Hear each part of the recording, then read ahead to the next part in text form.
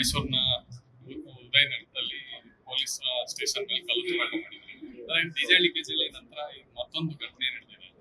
ನೋಡಿ, ಸಣ್ಣ ಸಣ್ಣ ವಿಷಯಕ್ಕೂ ಯಾಕೆ ಕೆರಳ್ತಾರೆ?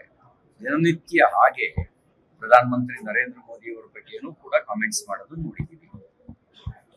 ರಾಜ್ಯದ ಹಲವಾರು ಜನ ಬೇರೆ ಬೇರೆ ರಾಜಕೀಯ ಪಕ್ಷದ ನಾಯಕರುಗಳ ಬಗ್ಗೆಯೂ ಕೂಡ ಈ ರೀತಿ ಕಾಮೆಂಟ್ಸ್ ಮಾಡಿರೋದು ನಾವು ನೋಡಿದ್ದೇವೆ.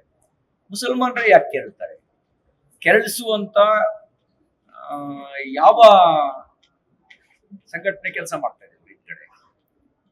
ಇಡೀ ದೇಶದಲ್ಲೆಲ್ಲ ಹಿಂಗೆ ಕೇಳ್ತಾರಪ್ಪ, ಯಾಕೆ ಕೇಳ್ತಾರೆ? ಹಾಗಾದ್ರೆ ಅವರಲ್ಲಿ ಅಭಿವ್ಯಕ್ತಿ ಅನ್ನುವಂಥದ್ದಕ್ಕೆ ಸ್ವತಂತ್ರನೇ ಇಲ್ಲ, ಪ್ರಶ್ನಿಸುವಂತ ಅಧಿಕಾರವೇ ಇಲ್ಲ ಅನ್ನೋದು ಒಂದು ಕಾರಣ. ಅಥವಾ ಎಲ್ಲದನ್ನು ಒಂದು ಸಣ್ಣ ನೆಪ ಮಾಡಿಕೊಂಡು ಕಾಲ್ ಕೆರೆದು ಜಗಳ ಮಾಡೋದಕ್ಕೆ ನೆಪ ಕಾಯ್ತಾ ಇರ್ತಾರ ಅವರು. ಸ್ವಲ್ಪ ಗಂಭೀರವಾಗಿ ಆಲೋಚನೆ ಮಾಡಿರ್ಬೇಕಂತ ಸಂಗತಿ. ನಾನು ಪೊಲೀಸ್ ಇಲಾಖೆಗೆ, ಸರ್ಕಾರಕ್ಕೆ ಆಗ್ರಹ ಮಾಡ್ತೇನೆ, ಯಾರು ತಪ್ಪು ಮಾಡಿದ್ದಾರೆ ಅವ್ರ ಮೇಲೆ ಕ್ರಮ ತಗೊಳ್ಳಿ. ಪುಂಡಾಟಿಕೆ ನಡೆಸಿದವರು ಮೇಲೆ ಸೇರಿದಂತೆ, ಇಲ್ಲದೇ ಇದ್ರೆ ಸರ್ಕಾರ ಬದುಕಿದ್ದು ಸತ್ತಂತೆ ಅಂತ ಆಗತ್ತೆ. ಕ್ರಮ ತಗೊಳ್ಳಿ ಅಂತ ಆಗ್ರಹಿಸ್ತೇನೆ. ಈ ಘಟನೆಯನ್ನು ನಾನು ಖಂಡಿಸ್ತೇನೆ. ಮೈಸೂರಿನ ಉದಯನಗರದಲ್ಲಿ ಪೊಲೀಸ್ ಸ್ಟೇಷನ್ ಮೇಲೆ ಕಲ್ಲುತುರಾಟ ಮಾಡಿದ್ರು. ಡಿಜೆ ಲೀಕೇಜ್ ನಂತರ ಮತ್ತೊಂದು ಘಟನೆ ನಡೆದಿದೆ. ನೋಡಿ, ಸಣ್ಣ ಸಣ್ಣ ವಿಷಯಕ್ಕೂ ಯಾಕೆ ಕೆರಳ್ತಾರೆ? ದಿನನಿತ್ಯ ಹಾಗೆ ಪ್ರಧಾನಮಂತ್ರಿ ನರೇಂದ್ರ ಮೋದಿ ಅವರ ಬಗ್ಗೆನೂ ಕೂಡ ಕಾಮೆಂಟ್ಸ್ ಮಾಡೋದು ನೋಡಿದ್ದೀವಿ.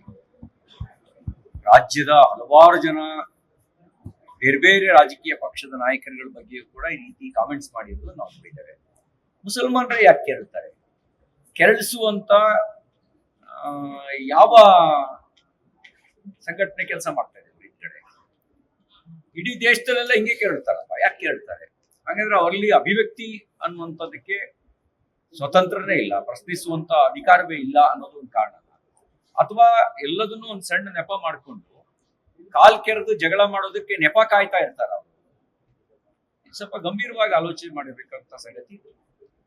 ನಾನು ಪೊಲೀಸ್ ಇಲಾಖೆಗೆ, ಸರ್ಕಾರಕ್ಕೆ ಆಗ್ರಹ ಮಾಡ್ತೇನೆ, ಯಾರು ತಪ್ಪು ಮಾಡಿದ್ದಾರೆ ಅವ್ರ ಮೇಲೆ ಕ್ರಮ ತಗೊಳ್ಳಿ. ಪುಂಡಾಟಿಕೆ ನಡೆಸಿದವರು ಮೇಲೆ ಸೇರಿದಂತೆ, ಇಲ್ಲದೇ ಇದ್ರೆ ಸರ್ಕಾರ ಬದುಕಿದ್ದು ಸತ್ತಂತೆ ಅಂತ ಆಗತ್ತೆ. ಕ್ರಮ ತಗೊಳ್ಳಿ ಅಂತ ಆಗ್ರಹಿಸ್ತೇನೆ. ಈ ಘಟನೆಯನ್ನು ನಾನು ಖಂಡಿಸ್ತೇನೆ.